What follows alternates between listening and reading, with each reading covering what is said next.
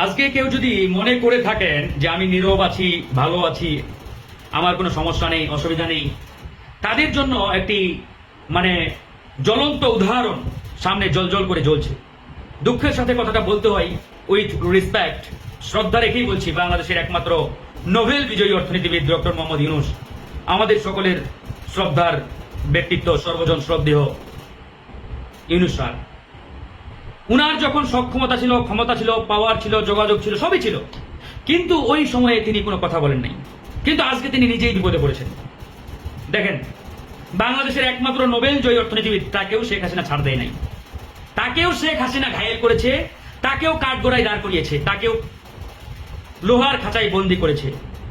গতকালকে ইউনূস স্যার সেই লোহার খাঁচা থেকে বেরিয়ে যখন বক্তব্য দিলেন, উনার ওই বক্তব্যটি আমি পুরোটা শুনলাম, আমার অত্যন্ত কষ্ট লাগলো। আমি মনে করি, বিশ্বাস করি, বাংলাদেশের কোটি কোটি মানুষের হৃদয়ে নাড়া দিয়েছে ইউনূস স্যারের ওই বক্তব্যটি।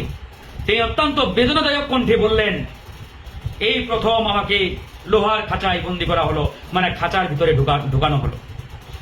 চিন্তা করে দেখুন, একজন নোবেল জয়ী অর্থনীতিবিদদের কি এক মর্মান্তিক অভিব্যক্তি। তো এই কথাটি কেন বলছি? ইউনূস স্যারের এক সময় ব্যাপক সুযোগ ছিল দেশ ও জাতির কল্যাণে কথা বলার, কিন্তু তিনি কেন বলেন নাই আমরা জানি না।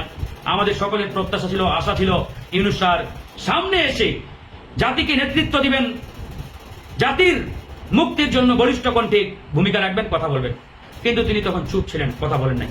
কিন্তু আজকে তিনি নিজেই বিপদে পড়েছেন।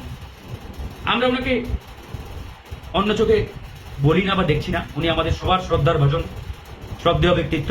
তারপরেও আমি এই দৃষ্টান্ত থেকে সকলের উদ্দেশ্যে একটা এক্সাম্পল হিসাবে তুলে ধরার চেষ্টা করছি, যে আজকে যারা মনে করছেন যে আমি কথা না বলে ভালো আছি, চুপ আছি, না ভাই, কেউ ভালো নেই। আজকে আপনি চুপ, কালকে আপনি বিপদে পড়বেন। আজকে আপনি নীরবতা পালন করছেন, কালকে শেখ হাসিনা আপনার টুটি চেপে ধরবে। আজকে আপনি কথা না বলে মনে করছেন যে আমি তো আরামে আছি, ভালো আছি, কালকে শেখ হাসিনা আপনার গলায় ছুরি চালাবে।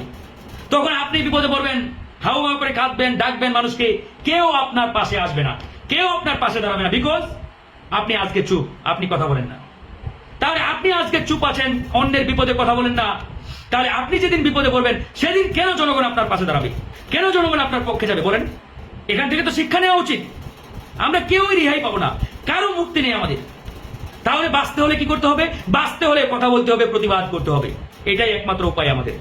বাঁচতে হলে কথা বলতে হবে, প্রতিবাদ করতে হবে, বাঁচতে হলে আমাদের লড়াই করতে হবে, বিকল্প রাস্তা নেই। যাই হোক, ভালো থাকবেন, সুস্থ থাকবেন। আসসালামু আলাইকুম রহমতুল্লাহ।